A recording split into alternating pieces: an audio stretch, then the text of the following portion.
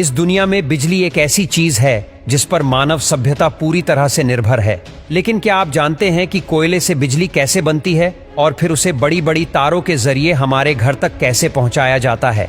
बिजली बनाने के लिए जिस चीज का सबसे ज्यादा इस्तेमाल किया जाता है वो है कोयला। देश में 75% बिजली का उत्पादन कोयले से चलने वाले पावर प्लांट से ही होता है। 1000 मेगावाट का कोल प्लांट एक दिन में 9000 टन से भी ज्यादा कोयले का इस्तेमाल करता है। यानी कि अगर एक मालगाड़ी में 100 टन कोयले के 90 डिब्बे हैं, तो उस पूरी मालगाड़ी का इस्तेमाल एक ही दिन में हो जाएगा। यानी कि एक साल के लिए कोयले से भरी 365 ट्रेन की जरूरत होगी। अब बिजली बनाने के लिए बॉयलर से लेकर टरबाइन और जनरेटर तक कई बड़े बड़े उपकरणों को चलाने की जरूरत पड़ती है, जिन्हें चालू करने में ही कई घंटे लग जाते हैं। ऐसे में कोयले से चलने वाला पावर प्लांट 24 घंटे काम करता रहे तो ही सस्ते में बिजली बन सकती है। इसी वजह से प्लांट के बड़े हिस्से में सिर्फ कोयले का स्टोरेज बनाया जाता है, ताकि कभी कोयले की कमी ना आ सके।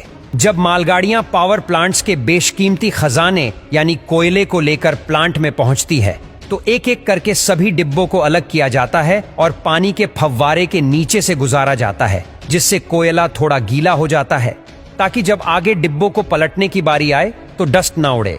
अब गीले कोयले वाले उन सभी डिब्बों को बारी बारी से एक निर्धारित जगह पर लाया जाता है, जहां एक मशीन उन्हें उठाकर पूरा ही पलट देती है, जिससे उन डिब्बों का सारा कोयला कोल यार्ड में नीचे लगातार घूम रहे कन्वेयर बेल्ट पर गिरता रहता है।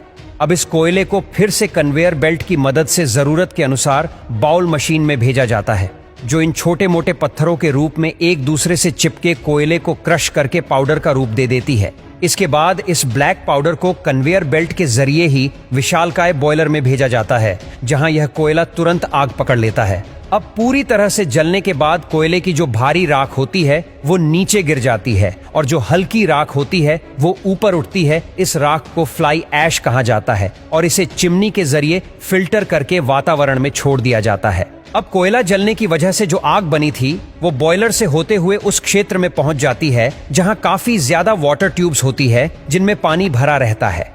ये सभी ट्यूब्स हीट करके पानी को स्टीम यानी भाप में बदल देती है। जब ये स्टीम सुपरहिट हो जाती है तो पाइप का आगे वाला हिस्सा खोल दिया जाता है, जिससे स्टीम उन्हीं पाइप से ट्रेवल करते हुए आगे पहुंचती है। अब हम भाप को लेकर पावर प्लांट के उस हिस्से में पहुंचे जिसके बिना बिजली बनाना नामुमकिन है।